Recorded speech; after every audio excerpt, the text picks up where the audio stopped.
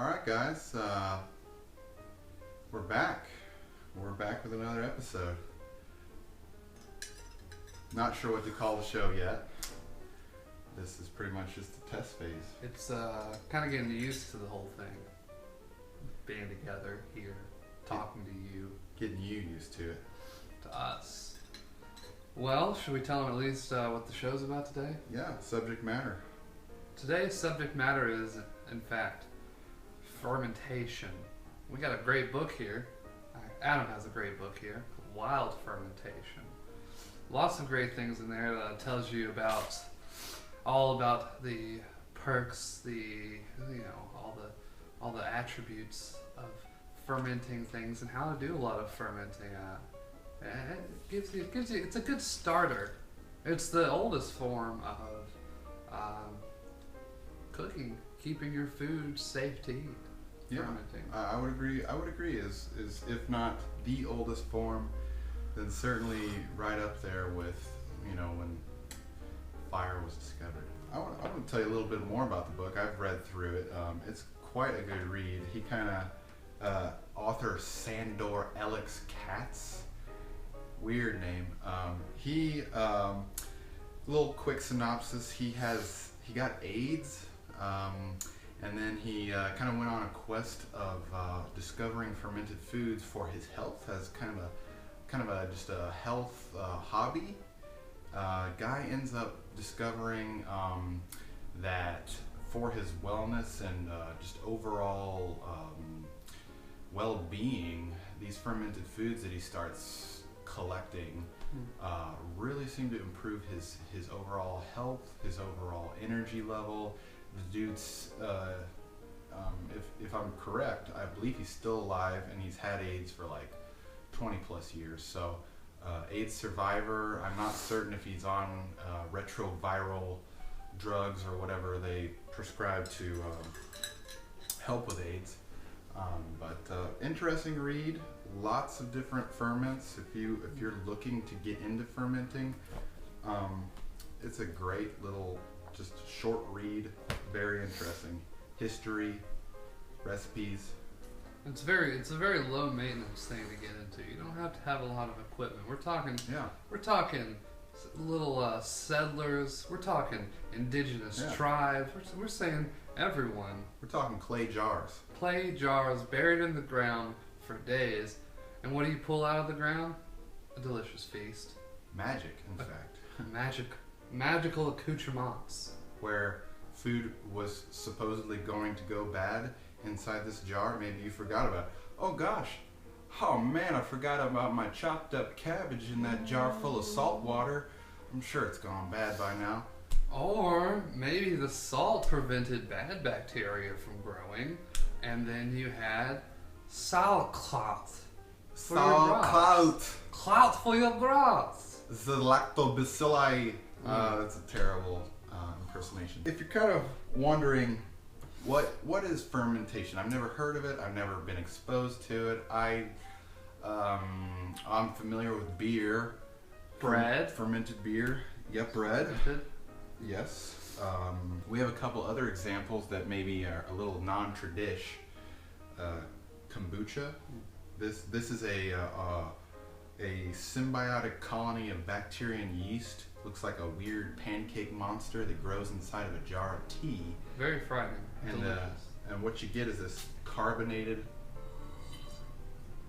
fruity, delicious tea beverage. Wait, man. Oh, please, a sir. little taste of that. Let's. But what I'd really like to get into is the benefits of fermentation. Yes, you extend the life of food. Yes, your food tastes zesty because it's been chemically altered by microorganisms. But what are the benefits of eating food that has been chemically altered and preserved by yeast or bacteria or whatever the microorganism is? What are those benefits? Well, I think there's a kind of a hot word out there today. A lot of people are talking about probiotics.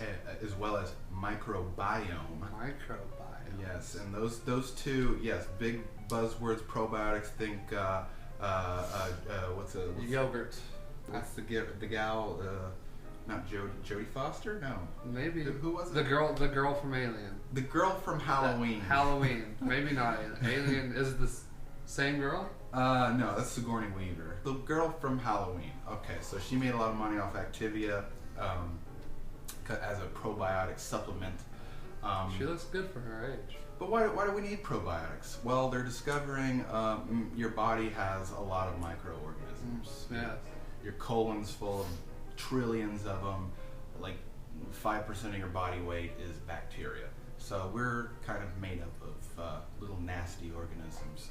Somewhat of a symbiosis. Yes. Yes. Symbiotic state. They help us digest our food, and we can absorb our nutrients, and helps us go to the bathroom, which some people out there aren't too regular. And I tell you what, it's good to be regular. First time I took a nip of this, woo, woo, hop on the B train. B for bowel movement. All right. But also in the United States, we're a little antibiotic happy. I would say. They prescribe it for quite a bit of things, and the problem here is that too many antibiotics, and you realize that your body doesn't have the ability to fight off the next illness because it's just not strong enough, because there's nothing in there fighting for domain. It's just little invaders come in from outer space, from the little kid's nose across the street. That's right. Jumps right in you. You got no defenders. Your bacteria, what's crawling on your skin, what's crawling in your armpit, what's in your butt, is what's keeping you from getting a horrible infection like MRSA or Legionnaire's disease or all those other terrible buzz bacterias and viruses that are on the news. Channel 5, oh God, the wrestling team, they just got a horrible skin rash. I better get my flu shot. So a natural preventative to improve your overall wellness is to make sure that you're keeping your microbiology in check by adding and supplementing with fermented foods. So let's just go down the list of let's explain a little more, flesh it out. What is fermentation? Well, fermentation is it's a controlled rot. Basically, there's mold involved, there's bacteria involved, and but you're controlling it. You're using the right kind of bacteria by creating an environment that is more suitable for good bacteria and microorganisms. You are letting them beat out the bad ones, so that way you can use it for your own purposes. You're repurposing some scary things here, folks. Yeah. Some scary things that could make you go bye-bye, but instead you're making it life a little better. Yeah. Instead they're making you robust. Ooh. Oh, that was robust. Let me see that. That was robust. Robust. That's microbiology at its finest right there. That's fermented muscle.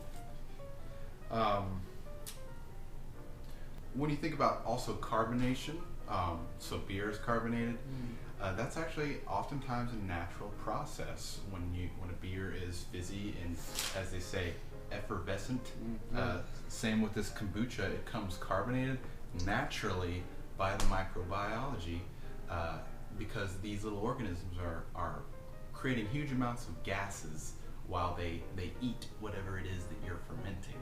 So they're reproducing, dying off, producing a gas, which is then in turn pressurized into the liquid in a sealed container and creates carbonation, which is pretty cool. Wonderful. Even also, with the same process is what causes bread to get its volume. The little bubbles inside of your bread, what makes it fluffy instead of like a little pancake or a little cracker, is the fact that you got some gases in there expanding and being trapped in by the bombs of protein in your bread. Pretty amazing stuff. A lot easier to digest some naturally fermented bread as well.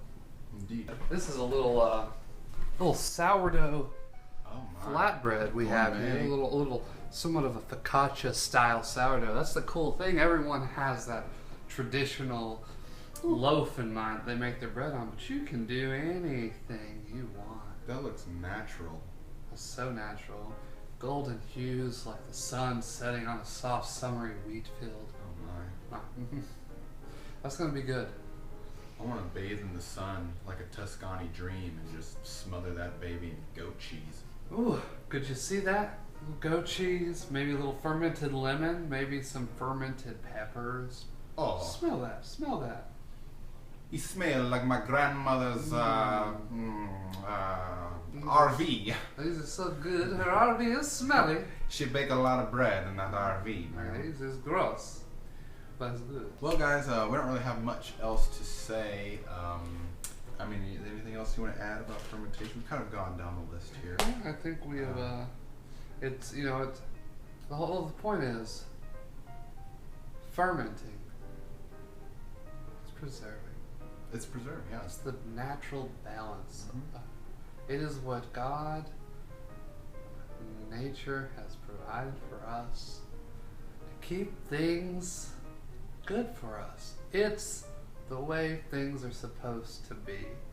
In this world, balance is important. And fermentation, it's balance.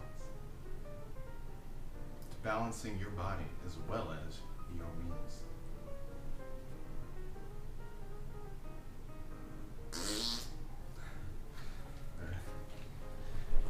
Hot bread.